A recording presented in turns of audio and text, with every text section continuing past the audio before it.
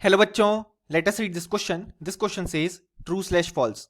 The apparent molar mass of PCl5 on dissociation shows lower value.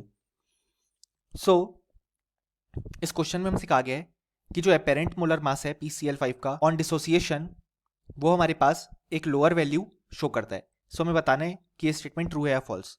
सो इस question को solve करने के लिए हमें जो की कॉन्सेप्ट रिक्वायर्ड है वो है concept of apparent molar mass.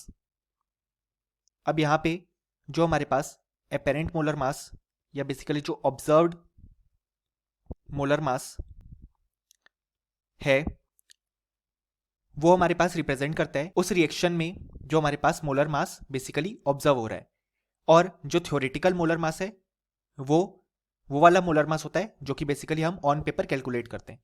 तो जब हम PCl5 का यहाँ पे डिसोसिएशन देख रहे हैं तो वो फॉर्म करता है PCl3 gas plus Cl2 gas.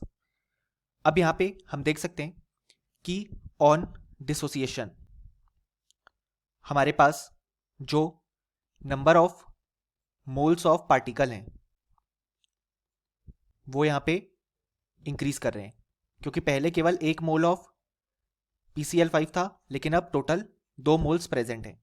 लेकिन हम देख सकते हैं कि जो ओवरऑल वेट है वो कांस्टेंट है. यहाँ पे PCl5 का अगर हम वेट देखें और यहाँ पे PCl3 और Cl2 का सम करें तो वो कांस्टेंट है, क्योंकि law of conservation of mass follow होता है.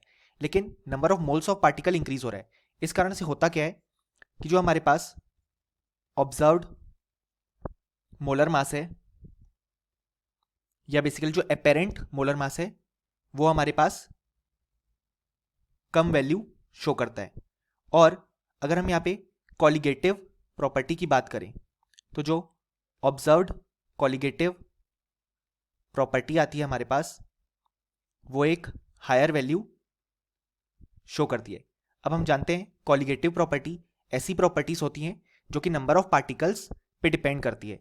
अब यहाँ पे number of moles of particle increase हो रहे हैं, यानी कि बेसिकली जो पार्टिकल्स का नंबर है वो इंक्रीज हो रहा है. इस कारण से होगा क्या कि जो कॉलिगेटिव प्रॉपर्टी हमें ऑब्जर्व होगी उसकी हमें हायर वैल्यू देखने को मिलेगी. और हम जानते हैं कॉलिगेटिव प्रॉपर्टी और मोलर मास इनवर्सली रिलेटेड होते हैं. तो जो ऑब्जर्व्ड मोलर मास होगा या बेसिकली जो अपेरेंट मोलर मास होगा वो एक कम वैल्यू शो करेगा. और यही हमारे स्टेटमेंट में भी गिवन है. सो हमारा स्टेटमेंट बिल्कुल करेक्ट है. सो फाइनली हमें बोल सकते हैं कि इस क्वेश्चन का हमारे पास जो करेक्ट आंसर आ गया वो आ गया true. Hope you understood it well. Best of luck.